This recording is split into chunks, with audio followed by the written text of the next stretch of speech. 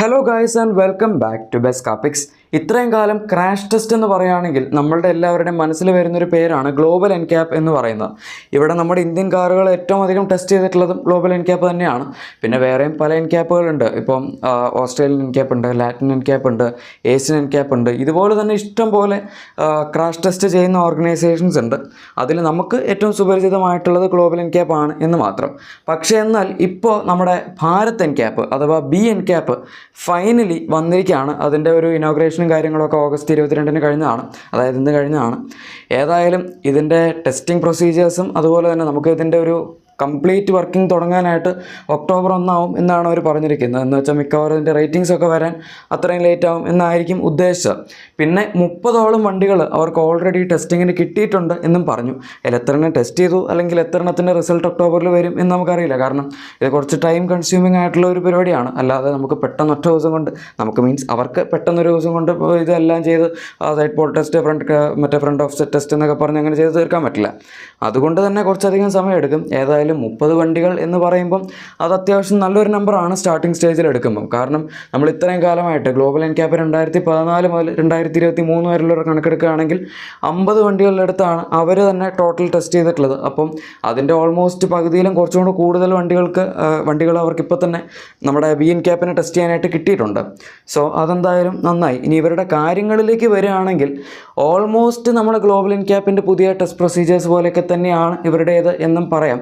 പക്ഷെ എന്നാൽ ഭയങ്കര സ്ട്രിഞ്ചൻറ്റ് റൂൾസ് ആണോ അല്ലെങ്കിൽ നമ്മുടെ ലാറ്റിൻ എൻക്യാപ്പ് പോലെയൊക്കെ അത്രയും സ്ട്രിക്റ്റ് ആണോ, അങ്ങനെയൊന്നും ഇപ്പോൾ നമുക്ക് പറയാൻ പറ്റില്ല. കാരണം അതൊക്കെ വണ്ടികളുടെ ടെസ്റ്റ് റിസൾട്ട്സ് വന്നതിന് ശേഷം പറയാൻ പറ്റുള്ളൂ. ഇപ്പോൾ ലാറ്റിൻ എൻക്യാപ്പിൻ്റെയൊക്കെ കേസ് എടുക്കുകയാണെങ്കിൽ വളരെ സ്ട്രിക്റ്റ് ആണ്. 6 എയർ ബാഗ്സോ അല്ലെങ്കിൽ ESPയോ ഇങ്ങനത്തെ കാര്യങ്ങളൊന്നും ഇല്ലെങ്കിൽ ESP എടുത്ത് ഗ്ലോബൽ എൻക്യാപ്പിൽ വരെ വളരെ സ്ട്രിക്റ്റ് ആയി വന്നൊരു സംഭവമാണ്. പക്ഷെ എന്നാൽ അവിടെ 6 എയർ ബാഗ്സോ അല്ലെങ്കിൽ നമ്മുടെ അഡ്വാൻസ് ഡ്രൈവർ അസിസ്റ്റൻറ്റ് സിസ്റ്റമോ ഇങ്ങനത്തെ സാധനങ്ങളൊന്നും ഇല്ലാതെ 3 സ്റ്റാറിന് മുകളിലൊക്കെ കിട്ടുക എന്ന് പറയുന്നത് ഓൾമോസ്റ്റ് ഇമ്പോസിബിൾ ആണ്. പക്ഷേ എന്നാൽ ഇവിടുത്തെ കാര്യം നമ്മൾ തന്നെ ഇപ്പോൾ കണ്ടറിയേണ്ടി വരും. ഏതായാലും ഞാൻ ഇവരുടെ പ്രൊസീജിയേഴ്സും കാര്യങ്ങളൊക്കെ ഒന്ന് പറഞ്ഞുതരാം.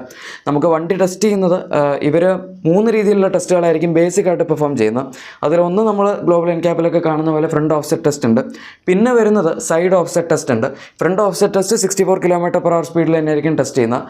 സൈഡ് ഓഫ്സെറ്റ് ടെസ്റ്റ് 50 km/h സ്പീഡിലായിരിക്കും ടെസ്റ്റ് ചെയ്യുന്നത്. പിന്നെ വരുന്നത് സൈഡ് പോൾ ടെസ്റ്റാണ്. പക്ഷേ അത് 1 or 2 സ്റ്റാർ റേറ്റിംഗ് കിട്ടിയ വണ്ടികളാണെങ്കിൽ ടെസ്റ്റ് ചെയ്യില്ല. 3, 4, 5 തുടങ്ങിയ സ്റ്റാർ റേറ്റിംഗ് കിട്ടിയ വാഹനങ്ങൾക്ക് മാത്രമേ ടെസ്റ്റ് ചെയ്യുന്നുണ്ടാവുള്ളൂ. അതുപോലെ തന്നെ ESP ഇലക്ട്രോണിക് സ്റ്റെബിലിറ്റി പ്രോഗ്രാം എന്ന് വെച്ചാൽ ESP കറക്റ്റായിട്ട് പവർ കട്ട് ഓഫ് ചെയ്യുന്നുണ്ടോ, നമ്മളൊരു പെട്ടെന്ന് സഡനായിട്ട് ഒരു ടേൺ എടുക്കുമ്പോൾ ഇക്കാര്യങ്ങളൊക്കെ ടെസ്റ്റ് ചെയ്യും. പക്ഷേ അതും നേരത്തെ പറഞ്ഞ പോലെ 3, 4, 5 സ്റ്റാർ റേറ്റിംഗ് ഉള്ള വണ്ടികൾക്ക് മാത്രമേ ടെസ്റ്റ് ചെയ്യുള്ളൂ. അത് ഈ ഗ്ലോബൽ എൻക്യാപ്പിലൊക്കെ ഈ അടുത്ത് വന്നൊരു പ്രൊസീജിയറാണ്. നിങ്ങൾ ചിലപ്പോൾ XUV 700 അല്ലെങ്കിൽ നമ്മുടെ കുഷാക്കിൻ്റെ ടെസ്റ്റ് എടുത്ത് നോക്കിയാൽ കാണാൻ പറ്റും. അതിൻ്റെ അത് കറക്റ്റായിട്ട് അവർ കാണിക്കുന്നുണ്ട്. ESP പവർ കട്ട് ഓഫ് ചെയ്യുന്നു, അതുപോലെ തന്നെ അതിൻ്റെ ഒരു ടെസ്റ്റിങ്ങും കാര്യങ്ങളൊക്കെ. പിന്നെ നമ്മുടെ സീറ്റ് ബെൽറ്റ് റിമൈൻഡേഴ്സിനെ ടെസ്റ്റ് ഉണ്ടാവും. ഈ വക കാര്യങ്ങൾ, അതുപോലെ പെഡസ്ട്രിയൻ പ്രൊട്ടക്ഷൻ കംപ്ലയിൻറ്റ്സ്, ഈ വക സാധനങ്ങളൊക്കെ ഇവർ ടെസ്റ്റ് ചെയ്യുന്നുണ്ട്.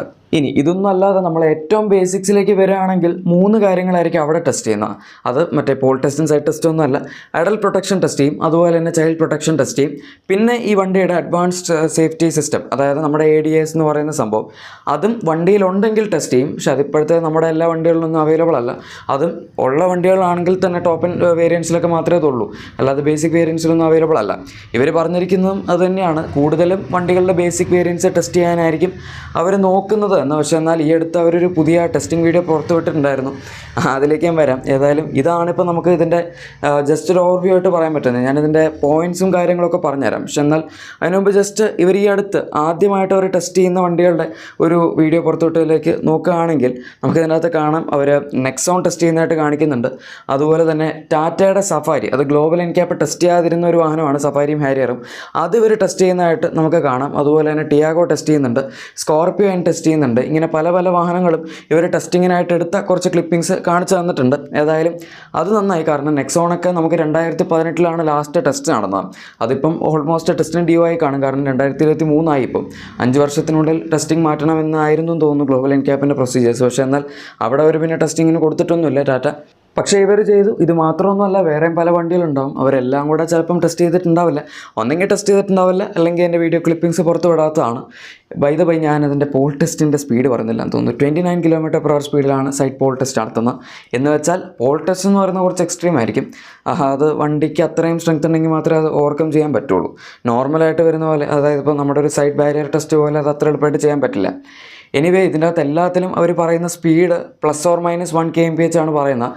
പോൾ ടെസ്റ്റിലാണെങ്കിൽ അത് ±0.5 kmph ആണ്. എന്ന് വെച്ചാൽ എക്സാക്ട്ലി ഇപ്പോൾ 64 എന്ന് പറഞ്ഞാൽ 64ൽ തന്നെ ടെസ്റ്റ് ചെയ്യണമെന്നില്ല, 65 അല്ലെങ്കിൽ 63 ഒക്കെ ചിലപ്പോൾ ആയേക്കാം. ഇനി നമുക്കൊരു കാര്യം ചെയ്യാം, എങ്ങനെയാണ് ഇവരെ റേറ്റിംഗ്സ് കൊടുക്കുന്നത്. ഇപ്പം സംഭവം സിമ്പിളാണ്, നിങ്ങൾക്ക് അറിയായിരിക്കും 0 to 5 സ്റ്റാറിനിടയിലുള്ള ഏതെങ്കിലും ഒരു റേറ്റിംഗ് ആയിരിക്കും ഒരു വാഹനത്തിന് കിട്ടുന്നത്. പക്ഷേ എന്നാൽ എത്ര പോയിന്റ് വന്നാൽ എത്ര റേറ്റിംഗ് എന്നുള്ളൊരു സംഭവം ഉണ്ടല്ലോ.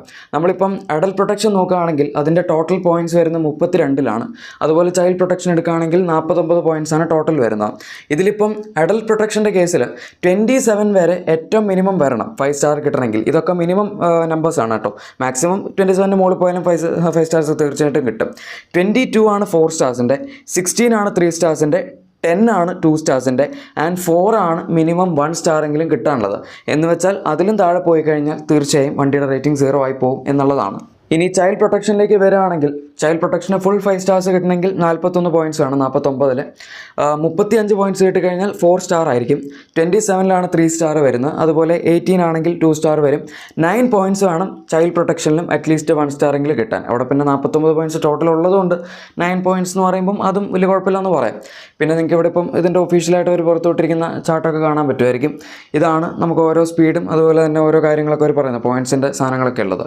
ഇനി വേറൊരു നല്ല കാര്യം എന്താണെന്ന് വെച്ചാൽ, ഇതിപ്പോൾ നല്ല കാര്യമാണോ എന്ന് എനിക്കറിയില്ല, പക്ഷെ എന്നാൽ തൽക്കാലത്തേക്ക് ഇപ്പോൾ ഇനീഷ്യൽ സ്റ്റേജിലില്ല, പക്ഷേ എന്നാൽ അറ്റ്ലീസ്റ്റ് ലേറ്റർ സ്റ്റേജിലെങ്കിലും അവർ കൊണ്ടുവരാൻ ഉദ്ദേശിക്കുന്ന കുറച്ച് കാര്യങ്ങളുണ്ട്. അതിലൊന്ന് റിയർ സേഫ്റ്റി പ്രൊട്ടക്ഷനാണ്. അതും അവർ ടെസ്റ്റ് ചെയ്യും എന്ന് പറയുന്നുണ്ട്. അതുപോലെ തന്നെ പിന്നെ നമുക്ക് ഈ ഇതിൻ്റെ അഡ്വാൻസ്ഡ് ആയിട്ടുള്ള സേഫ്റ്റി ഫീച്ചേഴ്സ്, അതായത് ADASൽ വരുന്ന ഫീച്ചേഴ്സ്, അതൊക്കെ ഇനീഷ്യൽ സ്റ്റേജിൽ ടെസ്റ്റ് ചെയ്യില്ല എന്ന് തോന്നുന്നു. അതാണ് നേരത്തെ പറഞ്ഞത്, എല്ലാ വണ്ടികളും നമുക്കിപ്പോൾ ഇവിടെ ഇല്ലല്ലോ, അതുകൊണ്ടായിരിക്കാം. ഏതായാലും അതൊക്കെ ലേറ്റർ സ്റ്റേജിൽ വരുന്ന പോലെയാണ് പറഞ്ഞിരിക്കുന്നത്. പിന്നെ ലാസ്റ്റ് ആൻഡ് ഫൈനൽ സാധനം അത്യാവശ്യം ഇൻട്രസ്റ്റിംഗ് ആണ്. കാരണം ഇതാണ് CNG അതുപോലെ തന്നെ ഇലക്ട്രിക് അല്ലെങ്കിൽ ഈ വേറെ ഫ്യൂൽ ടൈപ്പിൽ വരുന്ന വണ്ടികളുടെ ക്രാഷ് ടെസ്റ്റ്. ഇത് ഗ്ലോബൽ NCAP ചെയ്യാത്തൊരു സംഭവമാണ്, CNG വണ്ടികളുടെ ക്രാഷ് ടെസ്റ്റ് ചെയ്യുക എന്ന് പറയുന്നത്. പക്ഷേ എന്നാൽ ലേറ്റസ്റ്റ് സ്റ്റേജിൽ ഭാരത് NCAP അത് ചെയ്യും എന്ന് പറയുന്നുണ്ട്. പിന്നെ ഇലക്ട്രിക് വണ്ടികളുടെ കേസാണെങ്കിൽ പോലും ഗ്ലോബൽ NCAP ഒട്ടും ചെയ്യാറില്ല എന്ന് ഞാൻ പറയുന്നില്ല. കാരണം അവർ ടിഗോ റിവി ഒക്കെ ടെസ്റ്റ് ചെയ്തിട്ടുണ്ടായിരുന്നു, അതിന് 4 സ്റ്റാർ സേഫ്റ്റി റേറ്റിംഗ് കിട്ടിയതാണ്. പക്ഷേ എന്നാൽ വേറെ വണ്ടികളൊന്നും അവരങ്ങനെ ടെസ്റ്റ് ചെയ്തതായിട്ട് എൻ്റെ അറിവിലില്ല.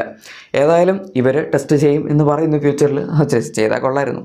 എനിവേ ഇതൊക്കെയാണ് നമുക്കിപ്പോൾ ഭാരത് NCAPനെ പറ്റി പറയാൻ പറ്റുന്നത്. നമുക്കറിയാം ഗ്ലോബൽ NCAPൻ്റെ ചില റേറ്റിംഗ്സ് അത്ര ലെജിറ്റായിട്ട് പലർക്കും തോന്നിയിട്ടില്ലായിരുന്നു. അതിലൊരു സത്യാവസ്ഥ ഉണ്ട്, അപ്പോൾ നിങ്ങൾക്ക് അറിയാമായിരിക്കും. ടോക്കിംഗ് കാർഡ്സിൻ്റെ പണ്ടുണ്ടായിരുന്നൊരു വീഡിയോ എല്ലാവരും കണ്ടിട്ടുണ്ടാവായിരിക്കും, അതിൽ അത്യാവശ്യം സത്യാവസ്ഥയുണ്ട്. ഏതായാലും അങ്ങനത്തെ ഒരു പരിപാടി ഭാരത് NCAP ചെയ്യില്ല എന്ന് നമുക്ക് വിചാരിക്കാം. അതായത് ചില കമ്പനീസിനോട് മാത്രം കൂറ് കാണിക്കുക, അല്ലെങ്കിൽ പെയ്ഡ് ആയിട്ടുള്ള റിവ്യൂസ്, അതിപ്പം ഇവരും ചെയ്യുന്നു പറയുന്നുണ്ട്. ആക്ച്വലി പെയ്ഡ് റിവ്യൂസ് ആയിട്ടല്ല, കമ്പനിക്ക് തന്നെ വേണമെങ്കിൽ ഇവർക്ക് വണ്ടി കൊടുക്കാൻ പറ്റും, അല്ലാതെ ഇവർ തന്നെ വേണമെങ്കിൽ വണ്ടി എടുത്ത് ടെസ്റ്റ് ചെയ്യും എന്നൊക്കെയാണ് പറയുന്നത്. ഇനി ഞാൻ ജസ്റ്റ് ഒരു കമ്പാരിസൺ പറയാം. നമ്മുടെ ഇന്ത്യൻ ഗവൺമെൻറ് ഒരു വണ്ടി ടെസ്റ്റ് ചെയ്യാൻ 60 ലക്ഷം രൂപയാണ് സ്പോൺസർ ചെയ്തിരിക്കുന്നതെന്നാണ് പറയുന്നത്. പക്ഷേ നമ്മളിപ്പം ലാറ്റിൻ NCAP പോലുള്ള അല്ലെങ്കിൽ ഓസ്ട്രേലിയൻ NCAP ഇതുപോലുള്ള വലിയ വലിയ കാർ ടെസ്റ്റ് ചെയ്യുന്ന വേറെ ഓർഗനൈസേഷൻസ് ഉണ്ടല്ലോ, US ഉണ്ട് ഒരു NCAP, ഇവരുടെയൊക്കെ ഫണ്ടിങ് എന്ന് പറയുന്നത് ഓൾമോസ്റ്റ് 2.5 കോടിയാണ് ഒരു വണ്ടിയിൽ. അപ്പോൾ അതിൻ്റെയൊക്കെ ഒരു വ്യത്യാസം നമ്മുടെ ടെസ്റ്റിലും കാണുമായിരിക്കും. ഏതായാലും ഞാൻ ഇത്രയും ഇൻഫർമേഷൻ നിങ്ങൾക്ക് തന്നതാണ്. സബ്സ്ക്രൈബെങ്കിലും ചെയ്ത് സഹായിക്കുക. ബൈ. ഇഷ്ടപ്പെട്ടെങ്കിൽ ലൈക്കും കൂടി ചെയ്തേക്കാം. അപ്പോൾ ബൈ.